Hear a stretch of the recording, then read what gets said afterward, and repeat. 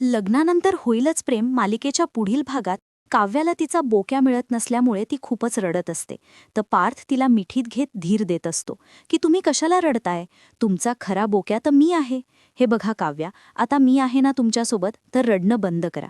तर काव्याने पार्थला मिठीत घेतल्यामुळे रम्या आणि वसुंधराचा चांगलाच जळफळाट होत असतो. त्यांचाच प्लॅन त्यांच्या अंगाशी आता आलेला आहे.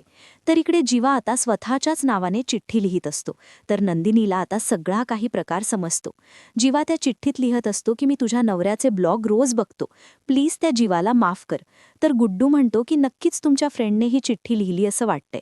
तर इकडे नंदिनी हे सगळं प्रकार बघते आणि ती आता जीवावर खूपच रागवत म्हणते की मला असं वाटत होतं खरंच लोक चिठ्ठ्या पाठवतायत, फुलं पाठवतायत, म्हणजेच माझ्या घरी ज्या चिठ्ठ्या येत होत्या त्या तुम्हीच लिहून पाठवत होतात आणि मी मूर्खावाणी हा विचार करत होते की लोक तुमच्यासाठी माझ्याकडे चिठ्ठ्या पाठवतायत.